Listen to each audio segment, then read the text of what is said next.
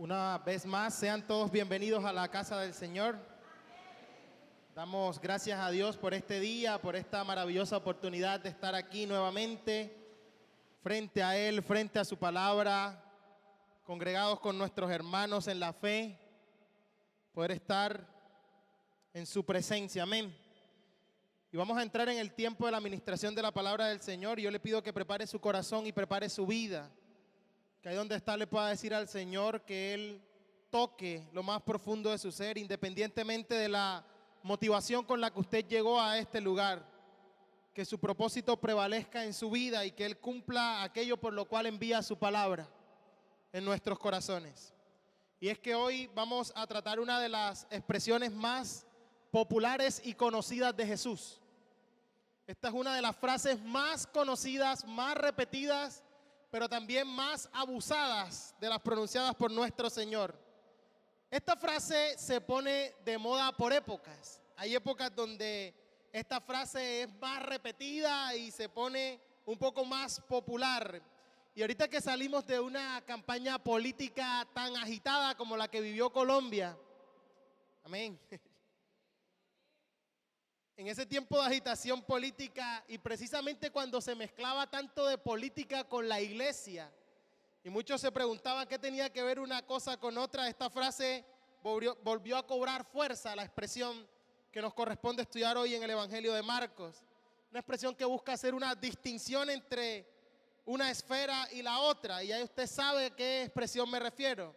Aquella frase conocida que dice al César lo que es del César y a Dios lo que es de Dios.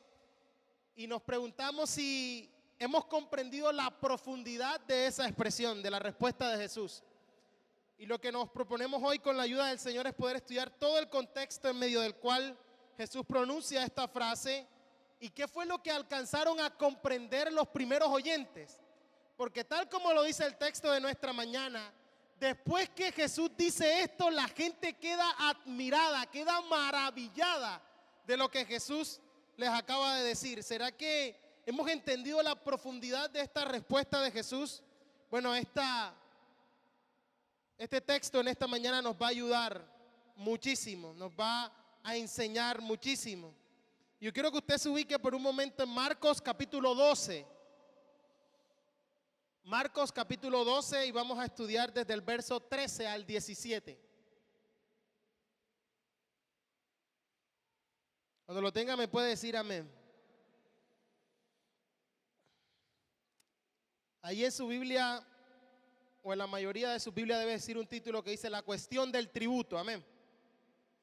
Dice el verso 13, y le enviaron algunos de los fariseos y de los herodianos para que les sorprendiesen en palabra alguna.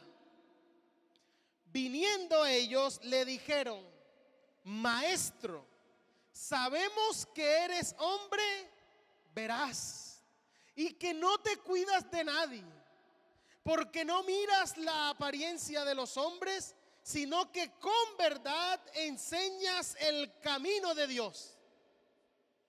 ¿Es lícito dar tributo a César o no? ¿Daremos o no daremos? Mas él, percibiendo la hipocresía de ellos, les dijo, ¿por qué me tentáis? Traedme la moneda para que la vea.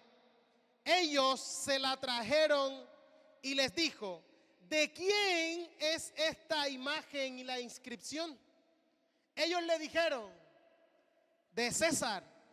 Respondiendo Jesús les dijo, dad a César lo que es de César y a Dios lo que es de Dios. Y última frase dice,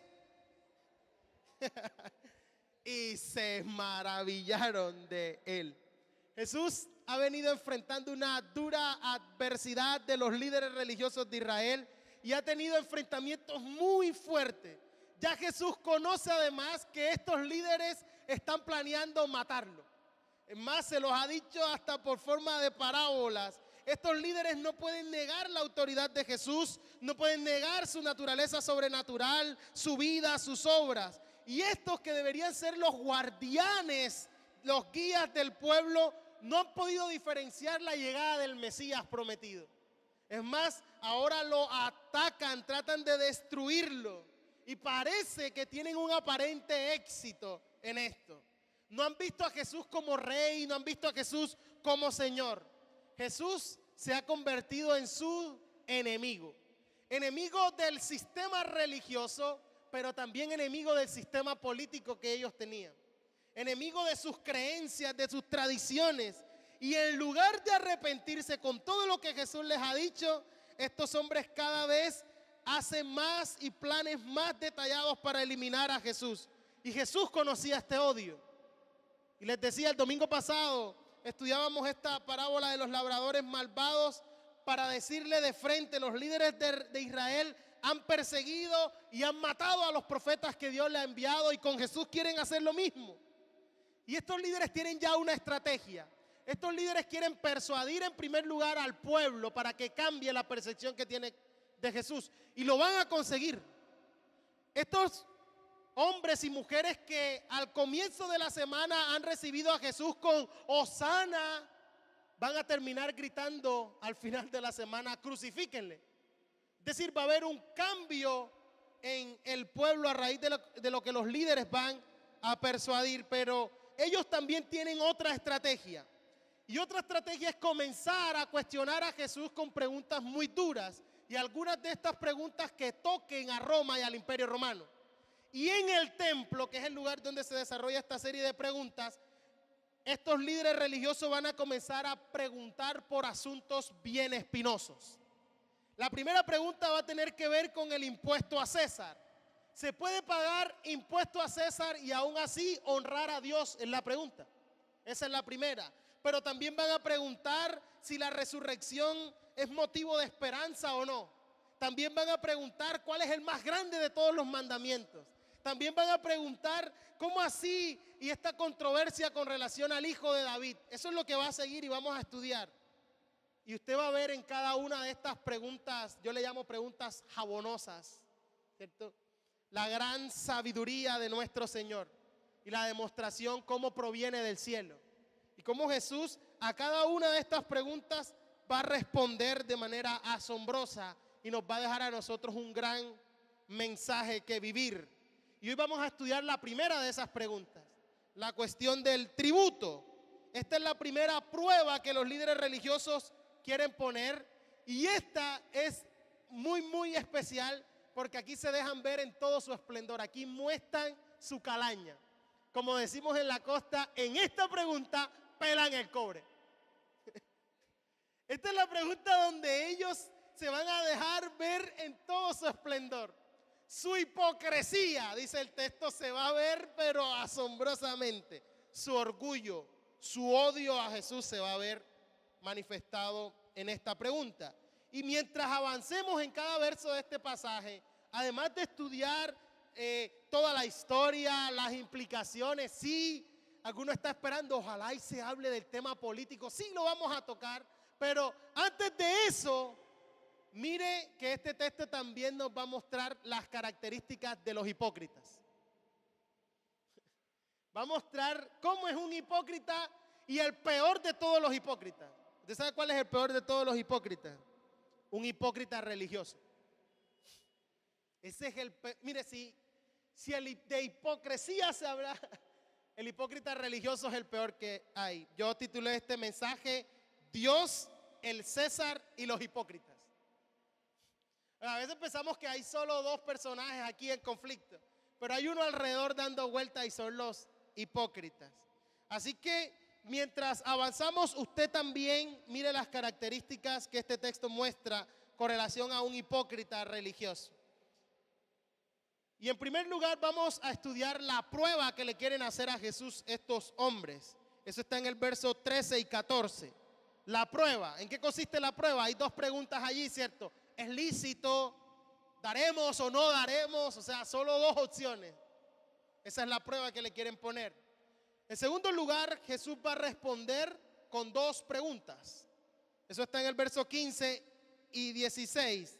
Las preguntas de Jesús van a ser: ¿por qué me tentáis y de quién es la imagen? Eso es muy importante en el texto. Y por último vamos a tener el principio del que hemos hablado en la introducción, ¿cierto? Ese maravilloso principio del verso 17: al César lo que es del César, a Dios lo que es de Dios. Entonces vamos a tener la prueba, verso 13, 14, las preguntas, verso 15 y 16, y el principio en el verso 17. ¿Está claro?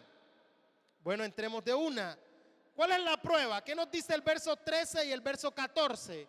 ¿Cuál es la prueba que estos hombres quieren poner? Dice que le enviaron a algunos de los fariseos y de los herodianos. Fariseos y herodianos es un grupo del que ya hemos hablado en varias ocasiones. ¿Cuál es la misión de esta comisión? ¿Qué misión tenía este grupo de fariseos y herodianos? Era sorprender a Jesús, hacerle caer y sorprenderlo en alguna palabra. Y dice el verso 14 que ellos vienen y le dicen: maestro, sabemos que eres hombre veraz, que no te cuidas de nadie, que no miras la apariencia de los hombres, sino que con verdad enseñas el camino de Dios. Y ahí viene la prueba, ahí está la trampa. Después que hacen así que los suben, tratan de subir, no sé, la autoestima, el orgullo, viene la pregunta trampa: ¿es lícito dar tributo a César o no? ¿Daremos o no daremos? Y esta prueba para Jesús, les decía, proviene de un grupo que merece nuestra atención. Este grupo de fariseos y herodianos ni siquiera se gustaba entre sí. Este era un grupo completamente diferente el uno del otro. Y si tomaran una foto en este momento, usted va a ver una foto muy conocida. Es decir, en esta foto van a salir líderes religiosos y líderes políticos en una misma foto. Porque los fariseos son principalmente religiosos, pero los herodianos son principalmente políticos, regalados a Herodes, fieles a su familia, a la ley de Roma. Y sin embargo ahora hacen una alianza y les digo, sí, en la misma foto hay líderes religiosos y políticos, cosa que hoy no pasa. No. Ok. Esta era una comisión de espías que aparentan ser justos, pero que tienen la misión de sorprender a Jesús, de hacerle caer. Fíjense que a pesar de ser grupos completamente contrarios, Jesús no encaja en ninguno de los dos grupos. Jesús, de hecho, es un peligro para ambos grupos. Es decir, ambos, a pesar de que entre sí no se gustan, tienen un enemigo común. Y como tenemos este enemigo común, a pesar de nuestras diferencias, nos podemos unir en contra de este enemigo común. Para unos, Jesús amenaza su agenda política. Para los herodianos, el poder del emperador, el poder de Roma, el poder de Herodes. Para otros, le está dañando el negocio del control religioso del pueblo. Es una amenaza tanto para políticos como para religiosos. Jesús no encaja en ninguno de sus pensamientos y así es él. Yo miraba en la campaña pasada cómo las campañas se peleaban de qué lado encajaba más Jesús, si en derecha o en izquierda. Decían, nosotros sí lo tenemos, esta ideología se ajusta más. No te equivoques, Jesús no encaja ni en derecha ni en izquierda. Él está en una categoría completamente diferente, más allá de toda ideología humana. No es ni de derecha, ni de centro, ni de izquierda. Él es de arriba. Él está por encima de todo. Estoy peleándose para ver. Mira que nosotros sí, ellos no. Acá como que encaja mejor. No te equivoques. Y fíjense que esta misión lo que trata es de sorprender. Ahí la palabra sorprender es única. Es más, es la única vez que en el Nuevo Testamento aparece esa palabra que dice ahí, sorprendiesen. Esa palabra que está allí significa cazar, como un cazador que apunta a un animal y lo captura, o como el pescador que saca un pez y lo atrapa. Esa es la palabra que está ahí. Esta es la misión que tiene esta comisión. Atrapar a Jesús.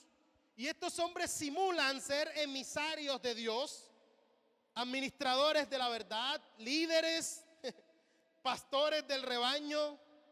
Y mientras que ellos están haciendo toda esta adulación a Jesús, Jesús conoce realmente su intención, ¿cierto?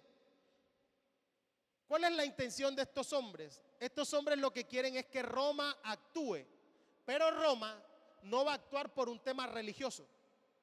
Entonces, por eso traen a los herodianos, porque como están tan cercanos a Roma, si sorprenden a Jesús en algo contra Roma, Roma sí va a intervenir. Roma es completamente sensible a cualquier intento de insurrección. Los controlaba, pero mejor dicho, y especialmente en este tiempo. ¿Qué estaban celebrando y por qué Jesús está en Jerusalén? ¿Qué se está celebrando? La Pascua. Es el momento donde todo el mundo está en la ciudad está abarrotada y es el momento preciso para cualquier rebelión, ¿cierto? Y es cuando las autoridades están encima, intensificando la guardia, porque el entusiasmo de la multitud está brotando y es peligroso. Y sabía que Roma se iba a mover en cualquier intento de rebeldía. Y la pregunta que tratan de hacer es precisamente para que él haga una declaración contra Roma, lo acusen de revolucionario y ahora sí Roma lo ejecute. Esta es la trampa. Y por eso están aliados en la misma foto líderes religiosos y líderes políticos, para sorprender a Jesús. Y yo creo que si algo hemos aprendido de la historia reciente de Colombia es que los políticos hacen extrañas alianzas. Es decir, este con este, ¿ve? Sorprendente. Sus alianzas son a veces hasta extrañas, pero bueno. Y después dicen y lo escudan en una frase que yo creo que es mentira. Dice, no, es que la política es dinámica. Mentira, o sea, está doblegando sus principios, pero trata de ponerlo muy bonito. Bueno, así, de la misma manera también actúa el hipócrita religioso. La falsa religión actúa de la misma manera. No importa qué alianza haya que hacer, aún una alianza en contra de la verdad, pero con tal de conseguir lo que quiere, se hace alianza. Usted no ha visto dentro de la iglesia que usted a veces encuentra gente y dice, ven acá y tiene un propósito. Y como tiene un propósito, hace una alianza y busca con quién aliarse para conseguir ese fin. Fariseos y herodianos eran antagonistas, eran completamente contrarios. Mientras los fariseos querían defender la ley de Dios, los herodianos defendían la ley de Roma. Unos eran o aparentaban ser fieles a Dios, otros querían ser fieles a Herodes. Ese es su nombre, herodianos es eso, fiel a Herodes. Los herodianos eran menos religiosos y como violaban todo lo que era judío, los fariseos le tenían rabia. Los fariseos eran dedicados a Israel, los herodianos eran dedicados a Roma. Unos intensamente religiosos, otros intensamente políticos. Pero aquí están, ¿cierto? Juntos. Los herodianos eran fieles a este Herodes que estaba aquí, el que gobernaba Galilea y Perea, que era ¿cuál Herodes? Herodes Antipas o el tetrarca. Amén. Era el que gobernaba y ellos estaban allí, pero sabían que como le hablaba al oído, si estos herodianos escuchaban una declaración en contra de Roma, esto se lo iban a decir a Herodes, Herodes a Pilato, y ahí entonces Roma iba a intervenir, iba a actuar. Y ahora sí muestran todos sus escrúpulos. ¿Cómo dice el verso 14? ¿Cómo vienen? Esto es maravilloso. Los mismos que han cuestionado la autoridad de Jesús, los mismos que han creído que es un engañador, han dicho hasta que está endemoniado. Pero ahora vienen y ¿qué dicen? Miren cómo actúa el hipócrita. Maestro, sabemos que eres un hombre veraz y que no te cuidas de nadie, porque no miras la apariencia de los hombres, sino que con verdad enseñas el camino de Dios. ¡Wow! ¡Qué dulzura! Creo que tenía que seguir un abrazo. Gracias, hermano. ¡Qué afecto que me tiene! Yo conozco a alguien que usa esta estrategia en donde yo trabajo. Cuando quiere que alguien resuelva, dice, mira, si alguien te puede resolver este problema es Él. Si Él no lo soluciona, nadie lo va y empieza. Así que te dejo en las mejores manos. Ya trasladó el problema. Y entonces este está así con el pecho hinchado así. No te preocupes, y si no le toca inventar para no se quedar mal al otro que. Esta es la estrategia de estos hombres, ¿cierto? Y es que, hermanos, un hipócrita va a decir cualquier cosa con tal de obtener lo que quiere.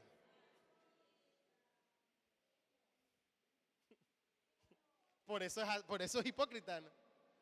Es capaz de decir cosas que no siente. Es capaz de decir cosas que no cree. ¿Usted cree que estos hombres creían esto que estaban diciendo? No. Con tal de salirse con la suya. Y su estrategia y la estrategia de los líderes religiosos siempre es la adulación. Es más, los falsos líderes religiosos adulan el uno al otro. Así es, varón de Dios, exaltado sobre todo, en Facebook. Se mandan mensajes el uno al otro. Y esto es tan serio, hermano, que hay líderes religiosos que son capaces de negar completamente la verdad de lo que Jesús ha enseñado, pero aún así lo quieren reconocer y honrar. ¿Cómo así? Fíjense que estos hombres se acercan a Jesús y le llaman maestro. Este era un término de honor. Este era un término dedicado a los rabinos. Y ya estos hombres han dicho hasta con qué autoridad estás enseñando estas cosas. ¿Cómo vienes tú a enseñar? Así que imagínense lo difícil que debió ser para estos hombres decir esto. Maestro. Y lo que sigue es peor. Eres veraz. No te cuidas de nadie. No miras la apariencia. Con verdad enseñas. Están diciendo cosas de Jesús. Pero estas palabras eran ¿qué?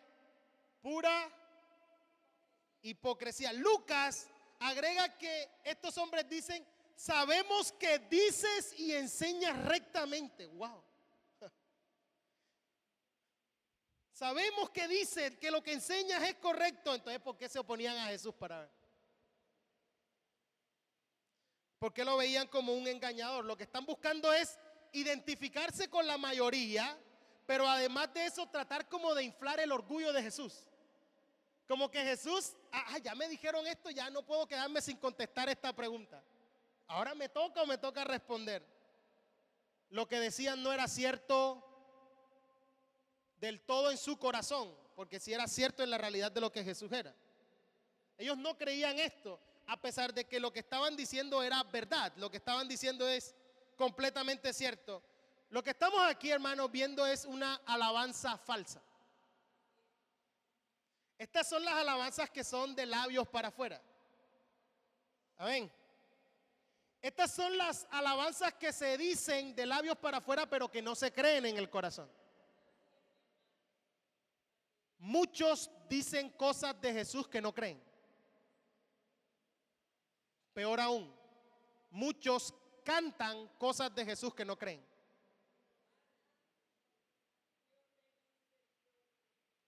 Un amigo me decía, Luisfer, no hay nadie más mentiroso que un cristiano que no entiende lo que canta, porque las mentiras no las dice, las canta. Se me fueron los amén. Lo dice, pero no lo cree. Dice, te amo más que a mi vida. Dice, no me falta nada si te tengo a ti. Yo creo que la mirada de Jesús es exactamente igual a la mirada de estos hombres. ¿Usted cómo imagina la mirada de Jesús? Yo la imagino así como.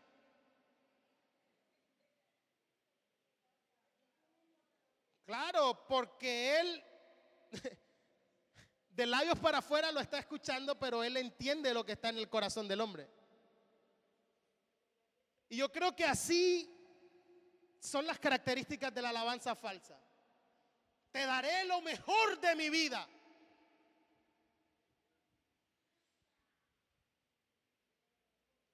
Así nos vemos cuando cantamos y decimos cosas que no creemos de Jesús. Y nosotros criticamos a estos líderes, pero a veces hemos caído en exactamente lo mismo. Cuando le vamos a decir a alguien, cuando vamos a aconsejar a alguien, Dios mío, hablamos de Jesús. Mire, acude a Él, hermano, porque en Cristo está la esperanza de tu vida. Y decimos, ese no es el verdadero asunto. El asunto es cuando la circunstancia en la vida nos hace que nosotros seamos lo que tengamos que creer, eso que hemos dicho. Porque ahí lo que nosotros creemos es otra cosa. Se olvidó de mí, no escucha mi oración, claro, y yo que te sirvo, y yo que... Pero en mi corazón es otra la creencia. Amén. ¿Cómo se llama eso entonces? Dígalo, hermano. Se llama hipocresía en su máxima expresión.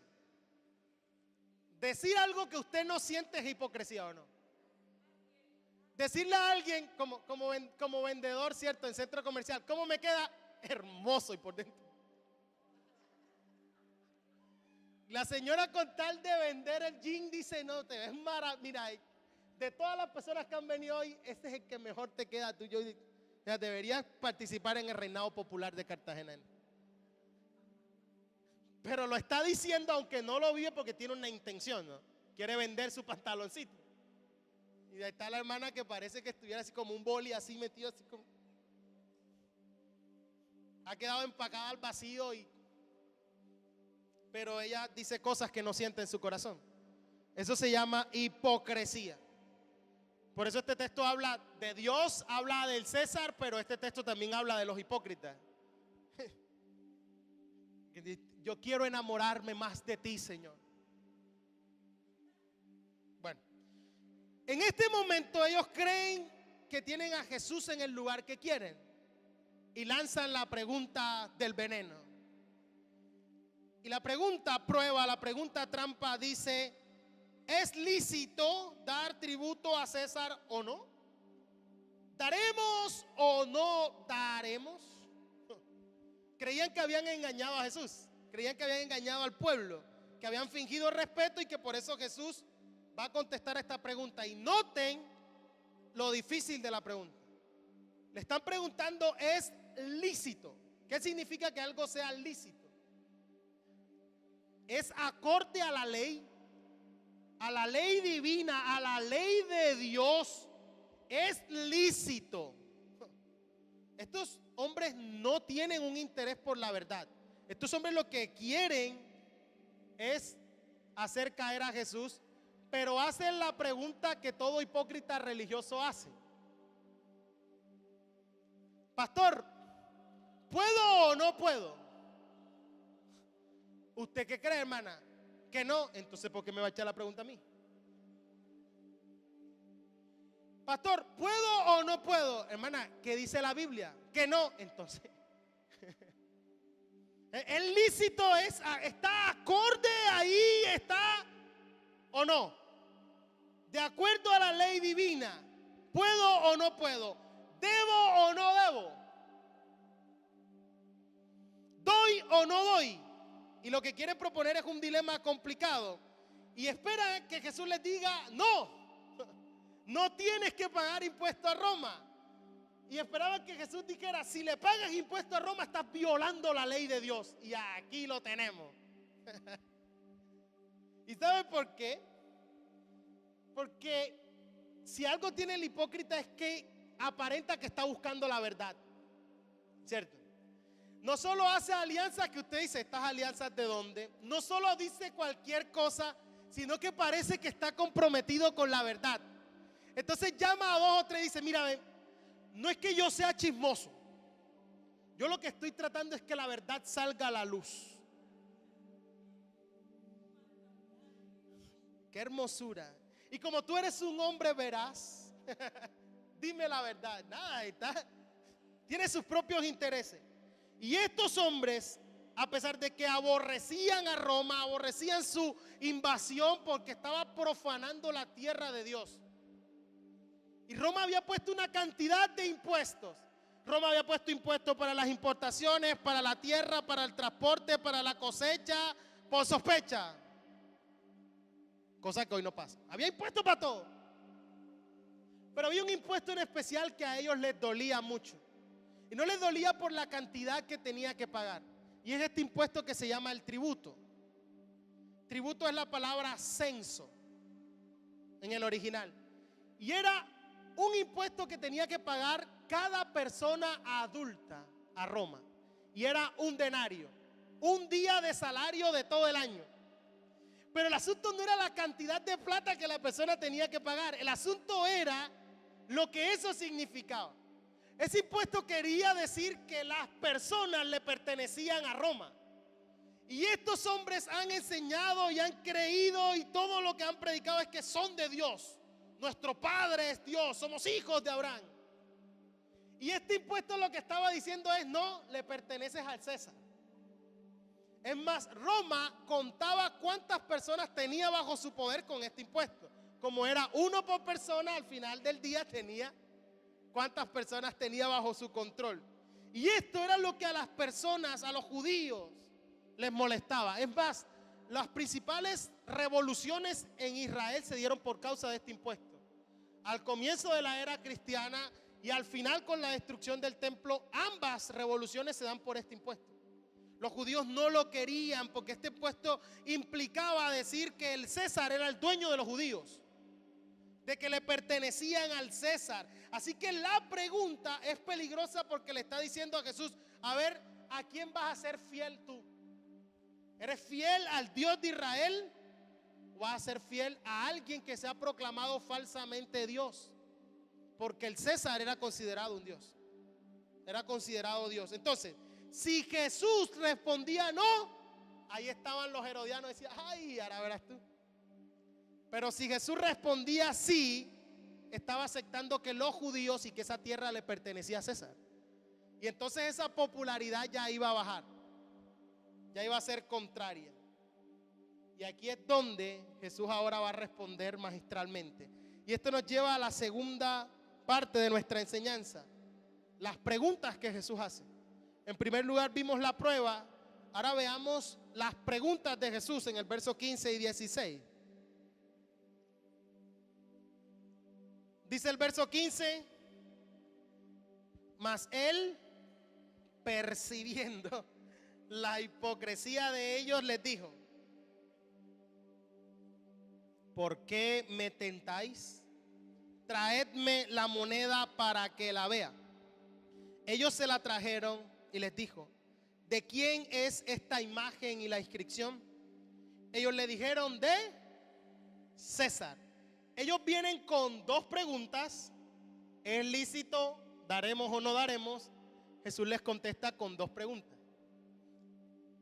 Y les contesta así porque dice el texto que percibe la hipocresía, comprende la astucia de ellos, dice Lucas. Mateo dice: conoció la malicia de ellos. Y entonces aquí le lanza muy seguramente la mirada así como: ¿por qué me tentáis? Esa es la misma palabra de la tentación de Jesús en el desierto. ¿Por qué me tentáis? No están buscando respuesta a una pregunta sincera, quieren atrapar a Jesús. ¿Por qué me tentáis? Y la respuesta de Jesús es sencilla pero profunda. ¿Qué pide Jesús? ¿Qué les pide? Jesús les pide una moneda. Y atención, si les pide una moneda, el texto no dice que Jesús sacó una moneda. Jesús les pide una moneda que él no tenía. Este es un predicador sin monedas en los bolsillos.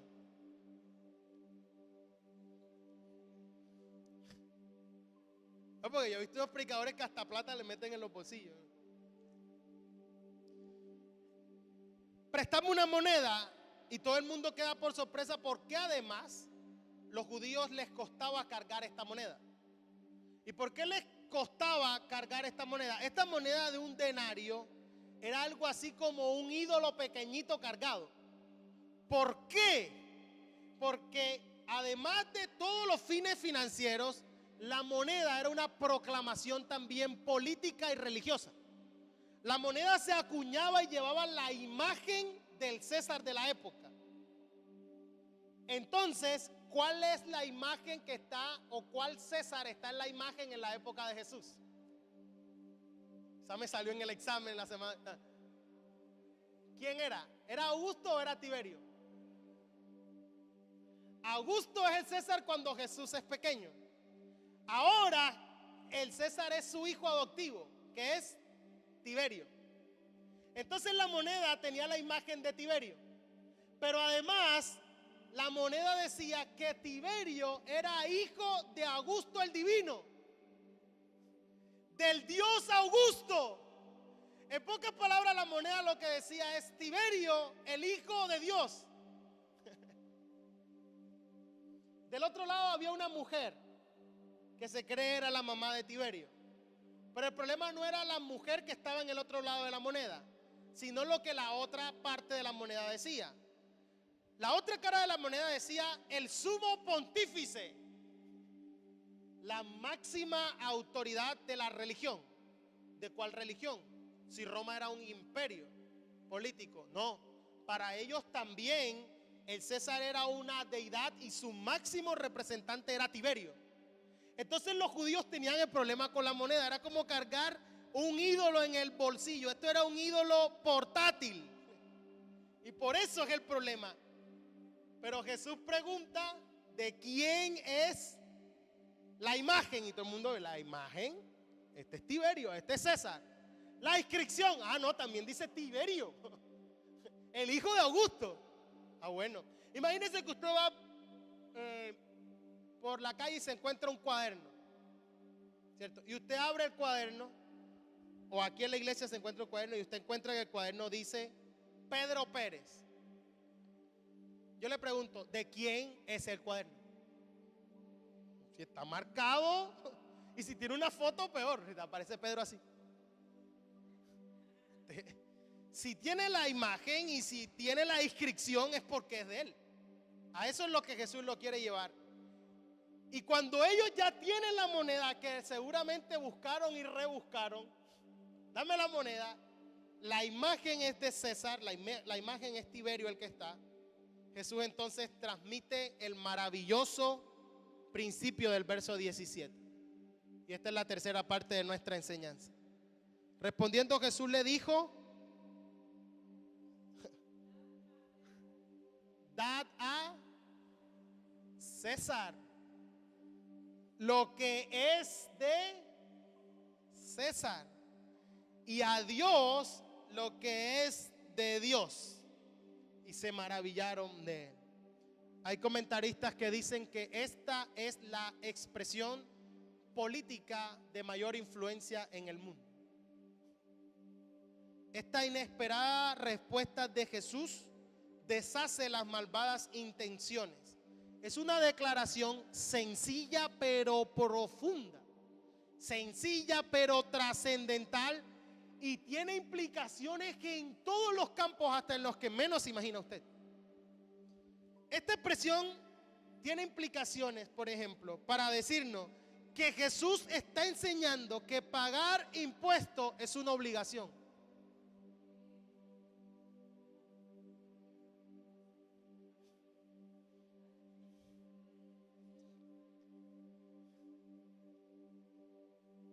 Sí, amén, está aquí. Devolver lo que se debe. Ahí dad es devuélvanle, ¿cierto? Ustedes se benefician del dinero romano, hacen transacciones con el dinero romano, ¿cierto? Ahí está. Bueno, devuélvanle lo que es. Y yo creo que si usted ha leído toda la Biblia, esta declaración está en armonía con lo que el resto de la Biblia enseña, ¿no? El resto de la Biblia nos enseña que el gobierno es una institución puesta por Dios y que es mejor tener un gobierno malo. Aquí aplica el principio de algo es algo, peor es nada. Es mejor un mal gobierno que no tener gobierno y que cada quien haga lo que le dé la gana. Y que el gobierno es una institución puesta por Dios y que aunque las personas que están en el gobierno no lo sepan, son siervos de Dios. Y eso los pone en un papel difícil, porque algún día delante del tribunal de Cristo van a tener que dar cuenta de lo que hicieron. Ahí no va a haber que casa por cárcel, no. Justicia divina de lo que hicieron, porque la Biblia lo que dice es eso. Fueron puestos por Dios, esa autoridad Jesús que está frente, ¿cierto? A quien lo puede condenar le dice, ven acá, tú no sabes que yo te puedo dejar en libertad o te puedo ejecutar. Y le dice, no te equivoques. Toda la autoridad que te ha sido dada de arriba. Así que no creas que es por tu linda cara, es lo que Jesús le quiere decir, ¿no? Y someterse al gobierno implica orar por él, aunque no nos guste.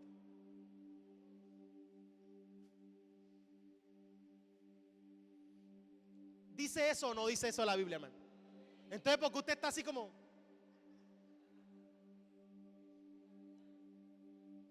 ¿Cierto? Eso es lo que nos hace diferentes a los cristianos, ¿no? Nos toca orar por los que están en posiciones de autoridad y dice la Biblia para que vivamos quieta y reposadamente en toda piedad y honestidad. Entonces Jesús, esto es complicado, hermano, porque tú dices, yo no estoy de acuerdo. Sí, hay cosas en las que nos va a tocar enfrentar con la verdad del evangelio, pero en la mayoría de las cosas la autoridad civil es una muestra de la gracia de Dios para que no se viva en desorden. Pero no se equivoque, no existe tal cosa como un gobierno cristiano. La teocracia se acabó con Israel. Entonces lo que hay ahora son unos políticos que se aprovechan y quieren decir, yo tengo la bandera, oportunista, y después cuando pela el cobre usted dice, yo que voté por él, porque me engañó, me dijo que él iba a defender esto. No puede, son dos esferas completamente distintas. Entonces Jesús lo que quiere decir es que este papel de recaudar impuestos para el sostenimiento es un medio aprobado. Así es como se sostiene el gobierno. Ahora la pelea es, ¿qué hace el funcionario con los impuestos? Bueno, eso es un asunto de él como siervo de Dios con Dios. Bueno, obviamente hemos hablado cuando estudiamos Romanos de que hay una excepción, ¿no? Y es cuando legítimamente se puede desobedecer al gobierno. Cuando aquello que está diciendo va en contra de la ley de Dios, aquello de lo que Dios prohíbe. Aquí toca poner por encima la ley de Dios que la ley de los hombres, ¿cierto? Allá está el caso de Daniel y no sabes qué, no puedes orar y ese es el edicto real. Él abre sus ventanas y 3 veces al día continúa orando. Acá está el caso de los discípulos. Cuando les impiden enseñar, le dice, bueno, ¿qué obedecemos? ¿A ustedes o a Dios? Nos toca obedecer a Dios. Ahí está la excepción. Pero hay algo maravilloso en la declaración de Jesús. Dad al César lo que es del César y a Dios lo que es de Dios significa una cosa también. Y es que el César no es Dios.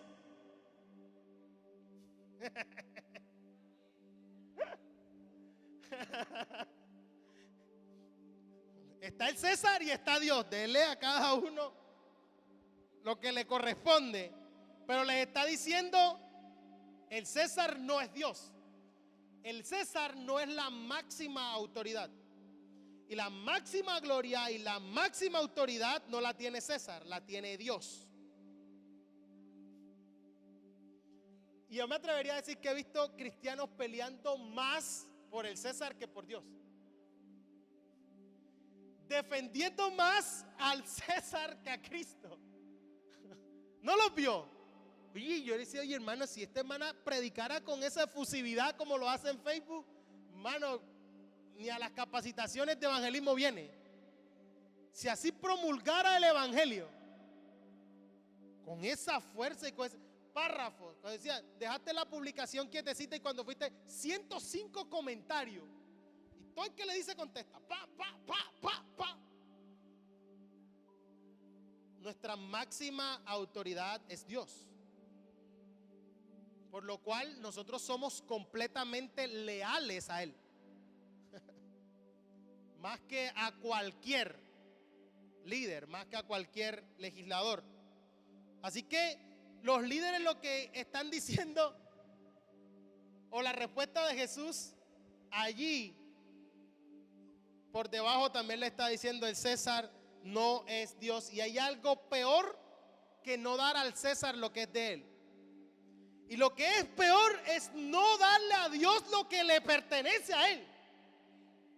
Este es un problema todavía peor que enfrentaban estos líderes. No solo se oponían a dar a César lo que era de César, sino que todavía peor, se oponían a dar a Dios lo que es de Dios.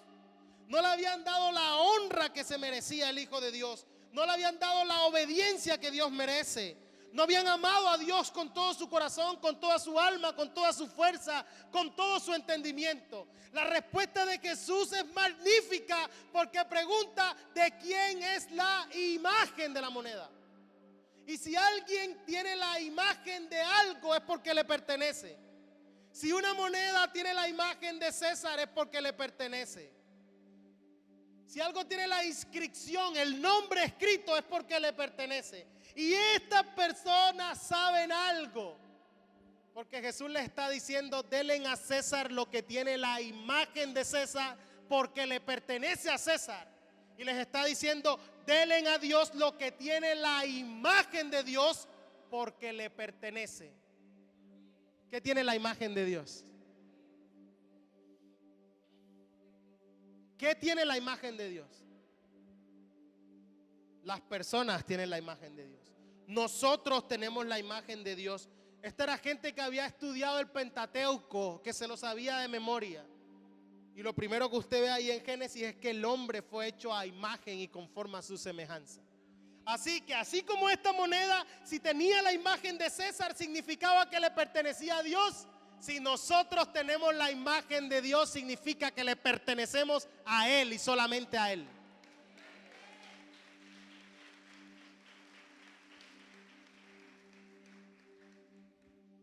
Al César le puedes dar la moneda para obedecer la ley temporal, pero a Dios tienes que darle obediencia, honra, la misma vida a la luz de lo que su santa y bendita ley eterna enseña.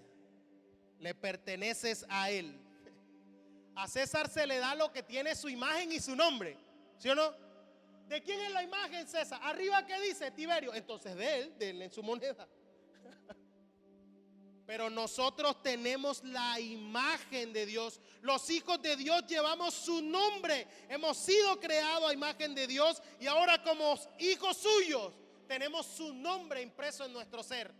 Así que todo nuestro ser debe ser dado a Él y solamente a Él. Solo el hombre lleva la imagen de Dios. Así que nosotros nos debemos por completo a Él. El asunto es que no queremos darle a Dios lo que le pertenece a mí. Queremos vivir, decíamos el domingo pasado, para nosotros mismos. Queremos que mi vida solo produzca frutos para mí mismo. Y lo que Jesús está diciendo es: tu vida pertenece por completo a Dios porque tiene la imagen de Dios. Y si algo tiene la imagen de algo es porque le pertenece. Aquí es donde dice el texto: y se maravillaron. O sea, estos hombres entendieron perfectamente lo que Jesús les estaba diciendo. Su plan ha fracasado. ¿Y qué hacen? Se maravillan. ¿Se arrepienten? No, pero se maravillan. Así como hay mucha gente que se maravilla pero no se arrepiente. ¿Quiénes son? Dice: tremenda prédica. Impresionante. Increíble. Anonadado. Se maravilla pero no se arrepiente. Sigue a vivir exactamente igual. Lo publica en Facebook, lo comparte en el estado. Me impactó esta palabra. Maravillado. Pero a vivir exactamente igual. Así son estos hombres. Se maravillan pero no se arrepienten. Y aquí es cuando digo: esta maravillada no sirve para absolutamente nada. Sí, admiras la grandeza, dices: wow, sorprendente, qué sabiduría tan profunda. Pero los planes siguen exactamente igual. Es más, miren cómo dice Lucas 23. Ve la Ronnie que me busque. Lucas 23, verso 1 y 2. No les sirvió su hipocresía, no les sirvió sus intentos de ganar, allí complacencias con Jesús. No obtuvieron la grabación que quería. Vamos a sorprenderlo diciendo esto y le llevamos el video a Roma. No pueden. Dice Lucas 23, verso 1. Levantándose entonces toda la muchedumbre de ellos, llevaron a Jesús a Pilato y comenzaron a acusarle diciendo: a este hemos hallado que pervierte a la nación y que prohíbe dar tributo a César, diciendo que él mismo es el Cristo, un rey. Yo le hago una pregunta: ¿eso era verdad? ¿Eso era verdad? ¿Jesús les había prohibido dar tributo a César? ¿Qué hacen? Se inventan. Por eso les decía que aquí demuestran su máxima condición de hipocresía, su obstinación pecaminosa. Y así actúan los hipócritas, ¿cierto? Su condición espiritual sin esperanza irremediable. Y yo decía: Señor, qué gran reto tenemos nosotros los cristianos de ser como tú. Que nadie tenga nada malo que decir de nosotros. Y que cuando quiera decir algo de nosotros se lo tenga que inventar. Porque no lo encontró. Eso es lo que se llama ser irreprensible. Es decir, esa persona que busca y busca y busca y como no encontró, tiene que inventárselo. Entonces no hay problema, no, y que te dijeron de ti, no sé qué. ¿Es cierto lo que dijeron? No, entonces, ¿de qué te preocupa? Tienes que inventarlo y decir: Señor, ayúdame a ser como tú, así de irreprensible. Porque eso no fue lo que Jesús dijo. Y estos hombres tienen que torcer, tienen que mentir para poder acusar a Jesús. Porque no encuentran cómo. A mí me parece eso maravilloso. Estos maravillados pero no arrepentidos van ahora a mentir. Y yo creo que podríamos cerrar esta mañana y nuestro texto en esta mañana haciendo algunas reflexiones, sacando algunas conclusiones y aplicándolas directamente a todo lo que tiene que ver con nosotros con relación a este texto. Y lo primero que quiero decir es que Jesús no está diciendo en este texto de que hay dos señores, el César y Dios. No, hay un solo Señor. La expresión lo que es del César no se interpreta de que él tenga control de la esfera política, no. Es que como tiene la imagen y tiene la inscripción, le pertenece. Pero el Señor es la autoridad absoluta de ambas esferas. Nada ocurre en el mundo que se escape de la soberanía de Dios. No te metas con eso porque Dios no tiene jurisdicción allá, no te equivoques. El César no es Dios. Dios está por encima. Hay un solo Señor de todo. No es que Jesús esté dividiendo y que de aquí para allá el César, de allá para acá Dios, no. Dios es Señor de todo. Este no es un texto para sacar teorías políticas que las hemos visto. Mucho cuidado. Porque entonces quieren invitar a la iglesia a hacer control sobre el César en el nombre de Dios. Al César lo controla Dios. Que su soberanía está sobre él. Pero la iglesia y el Estado tienen que funcionar como dos instituciones completamente distintas. Con funciones completamente distintas. No le está diciendo a Jesús ahora a la iglesia ni a sus discípulos que bueno, ahora vamos a ser militantes, no. ¿Por qué? Porque cuando eso pasa se causa mucho daño. Es muy peligroso. Recuerden la campaña electoral pasada. Muy peligroso. Cuando la iglesia quiere influenciar al mundo mediante el poder político. Porque ya nosotros tenemos una ruta diseñada para influenciar el mundo. Y es la predicación del glorioso evangelio que nos rescató de una vana manera de vivir.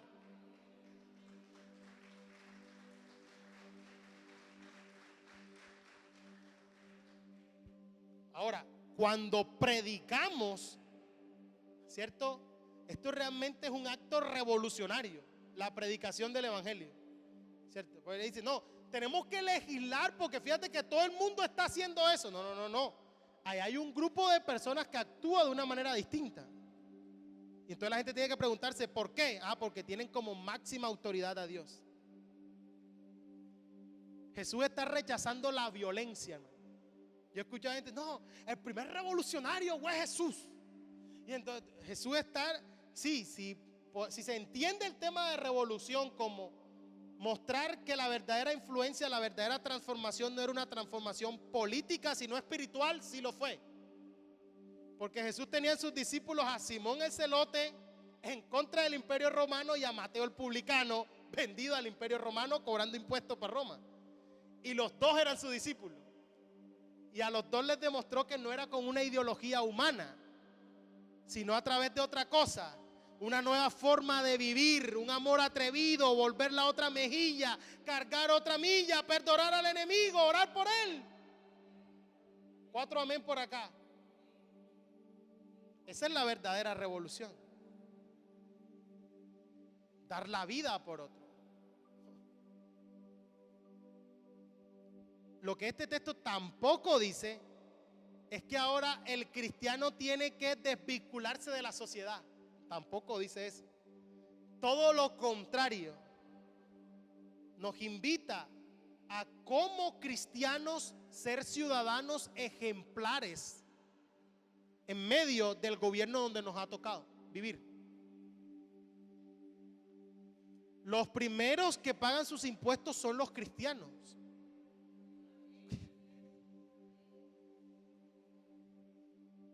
Mientras todo el mundo está torciendo la declaración de renta, el cristiano no está haciendo eso porque es testimonio.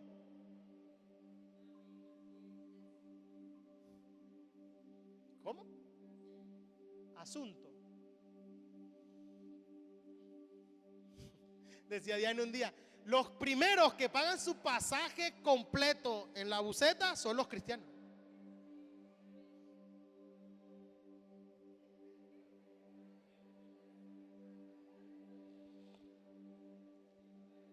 Porque en la manera en la que nosotros nos conducimos en esta tierra, demostramos que nuestra soberanía y nuestra ciudadanía es celestial. Dice, oye, ¿por qué actúa distinto? No, lo que pasa es que él es cristiano, él está en otro nivel. Y no porque seamos más que nadie, es porque nuestra ciudadanía es celestial. Y yo me atrevería a decir que los únicos que verdaderamente pueden dar al César lo que es del César y a Dios lo que es de Dios son los cristianos. ¿Por qué? Porque saben que en ambas esferas su máxima autoridad es Dios. El cristiano es el que más rinde en su trabajo, no por su jefe, sino porque lo hace no para complacer el ojo humano, sino porque sabe que Dios también lo está viendo allí.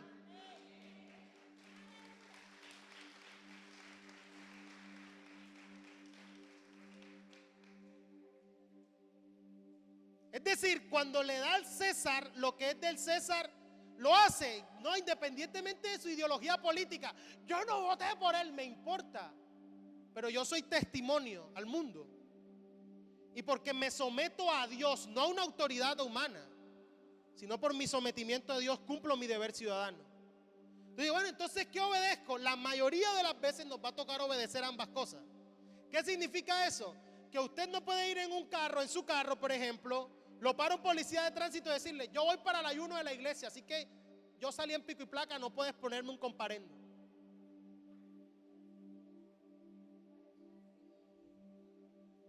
Está pico y placa y salió. Entonces, ¿qué tiene que hacer? No venir al ayuno, no, venirse en Transcaribe, en bicicleta, caminando. Es decir, tiene que darle al César lo que es de César y tiene que darle a Dios lo que es de Dios. ¿Me estoy haciendo entender? Y solo el cristiano puede hacer eso. Es un cumplidor de la ley de los hombres, pero es un cumplidor de la ley de Dios. Y como su máxima autoridad es Dios, puede hacer ambas cosas. Entonces ponen, vamos hasta las 2:30. Está el mundo diciendo, va a comenzar la final, y pastor, y cálmese. Así que el texto no nos está invitando a desentendernos del mundo. Todo lo contrario, nos está mandando al mundo a ser ciudadanos ejemplares para mostrarle al mundo que nuestra ciudadanía verdadera, o sea, usted tiene una cédula de ciudadanía que dice que usted es de Venezuela, es de Colombia, es de donde sea, pero su verdadera y real ciudadanía es celestial. O sea, su cédula firme está en el cielo.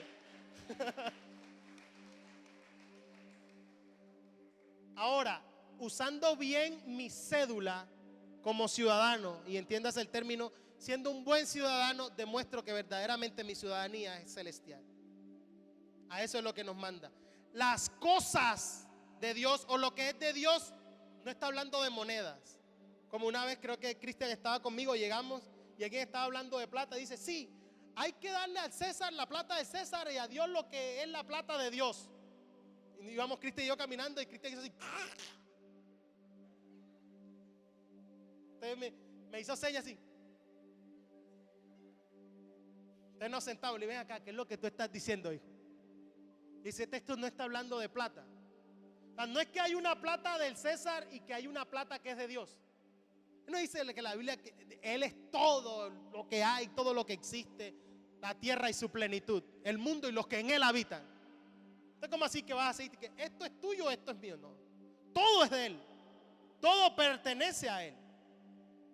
Lo que dice las cosas de Dios no se limita a monedas o a cosas. Lo que es de Dios en el texto es todo nuestro corazón, toda nuestra alma, toda nuestra mente, todas nuestras fuerzas. Y el amor al prójimo, que es lo que sigue. Al César usted le puede quedar debiendo dinero, pero a Dios no le puede quedar debiendo amor. Fíjese.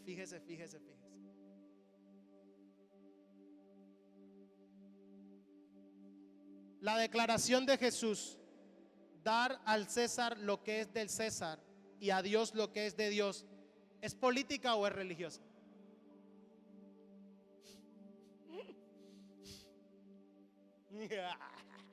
Que no me la pongan en el examen porque ahí sí.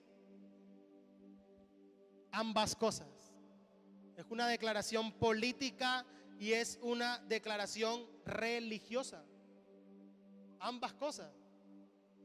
Lo que el texto está diciendo es que así como tienes que cuidarte del César que quiere imponer, ¿cierto? Como si fuera la máxima autoridad sobre todo y quiere ser autoritario, también tienes que cuidarte de líderes religiosos que en nombre de Dios van a querer hacer lo mismo. La máxima autoridad no es un líder religioso, la máxima autoridad es Dios mismo y la autoridad de su palabra. Y si lo que una persona dice va en contra de lo que la palabra de Dios dice, la máxima autoridad es la palabra de Dios, así el líder se ponga de cabeza. Pero es que eso va en contra de lo que la Biblia dice. Ay, no, pero es que lo dijo mi pastor. Me importa quién lo haya dicho. No es que cuando me lo dijo, he aquí el Señor dice. ¿Me regala por favor libro, capítulo y versículo? Gracias. Para poder decir el Señor dice. Y este es el cuidado que tenemos que tener. Y por eso abarca todas las esferas. Y por eso el peligro de cuando la iglesia se politiza. Porque cuando la iglesia se politiza, entonces identifican la iglesia con la agenda política y no con la verdad del evangelio. Así diga lo que diga, ya la gente dice, no vayas allá, ellos apoyan a no sé quién. Así digas lo que digas. Entonces, este texto nos está diciendo a nosotros, portadores de la imagen de Dios. ¿Quién porta la imagen de Dios? Levánteme su mano. ¿Quién tiene el nombre de Dios? Cristianos que siguen a Cristo. Llevan su nombre. Nos está diciendo a nosotros, los portadores de la imagen, los que tenemos su nombre, todo lo que tienes lo debes a Él. Todo lo que tienes lo debes a Él. Así que vive completamente para Él. Porque viviendo completamente para Él, verdaderamente vivirás. Verdaderamente podrás conducirte en el mundo, dándole a César lo que es de César y a Dios lo que tiene en la imagen de Dios. Vamos a orar.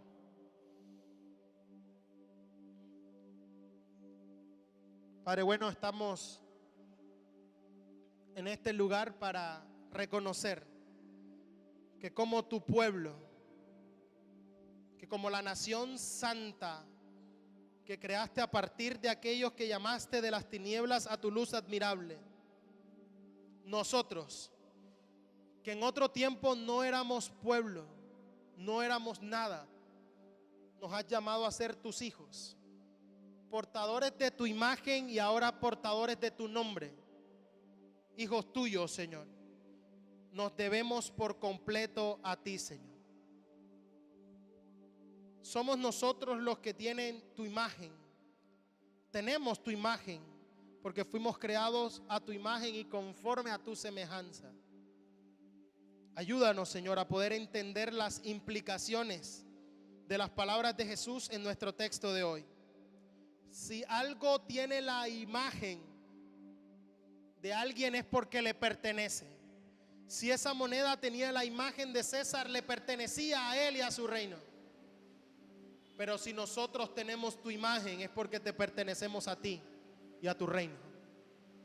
Somos tuyos y todo lo que poseemos es tuyo, no una parte. No queremos vivir como si parte de nuestra vida, parte de lo que somos, fuera tuyo y otra no, sino que todo lo que nosotros somos, todo lo que nosotros tenemos, todo lo que nosotros alcancemos, todo lo que nosotros pudiéramos, Señor, llegar a ser, te pertenece a ti y es producto de tu gracia y de tu misericordia, Señor. Este texto confronta nuestra vida, Padre, porque no solo habla de ti, no solo habla del César, sino también habla de los hipócritas. No quiero ser un hipócrita religioso, Señor, aparentando algo que no soy, haciendo alianzas tétricas, haciendo alianzas torpes contra la verdad, diciendo cosas que no siento y que no creo, Señor. No quiero ser un hipócrita, Señor.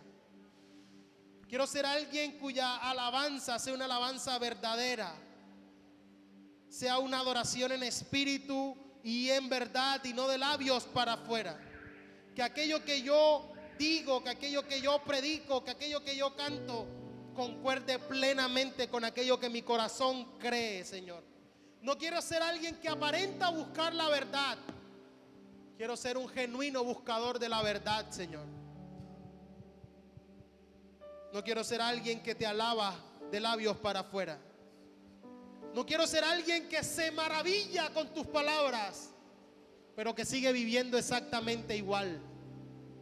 No quiero quedarme en la maravilla, Señor, sino que tu palabra me lleve al arrepentimiento, al cambio de mente, al cambio de la manera de vivir, al cambio de la manera de pensar. Señor, que yo pueda salir de este lugar con el pensamiento de que realmente soy un ciudadano celestial, que mi ciudadanía terrenal es temporal y que la manera en la que me conduzco como un ciudadano en esta tierra muestra que realmente mi ciudadanía está en los cielos y proviene de ti, Señor. Ayúdame a ser alguien que te tiene a ti como máxima autoridad. Que todo lo que haga, lo haga pensando no en el hombre, no en querer agradar a un hombre, sino en que tú examinas mi corazón y que tú eres capaz de conocer las intenciones y las motivaciones de mi corazón. Señor, como iglesia tenemos el llamado de orar por nuestra nación, por nuestra ciudad y por nuestros gobernantes, independientemente de nuestro pensamiento, de nuestra ideología. Independientemente, Señor, perdónanos por las veces que no nos hemos comprometido a eso.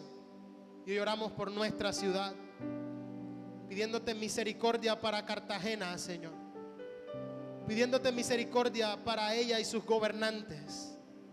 En medio de una crisis institucional, Señor, que afronta, nos perjudicamos nosotros mismos como ciudadanos. Por lo cual oramos por su paz, porque en su paz tendremos nosotros paz, Señor. Oramos para vivir quieta y reposadamente en el lugar donde nos has puesto. Nuestra máxima lealtad es contigo, Señor. Eres tú nuestro máximo amor. Y a ti queremos ofrecernos por completo en obediencia, dándote y entregándote toda nuestra vida y todo nuestro ser. Nosotros que llevamos tu imagen, nosotros que llevamos tu nombre escrito en nuestro corazón, nosotros que te pertenecemos, que hemos sido sellados con tu espíritu, que tu espíritu da testimonio a nuestro espíritu de que somos tus hijos. Rechazamos, Señor, todo lo que no proviene de ti y te pedimos que nos ayudes a mostrar que somos ciudadanos del reino de los cielos, viviendo en medio de nuestra sociedad, dando a César lo que es de César y a Dios lo que es de Dios, cumpliendo fielmente, siendo, Señor, ejemplo para los que no te conocen. Ayúdanos a mantenernos limpios de todo aquello que no te pertenece, de todo aquello que no es tuyo, Señor. No nos desentendemos de la sociedad, sino que entendemos que nos has puesto allí como la sal de la tierra, como la luz del mundo, como la levadura en un poco de masa. Ayúdanos a ser verdaderamente influencia donde nos encontremos. En el nombre de Jesús. Amén y amén.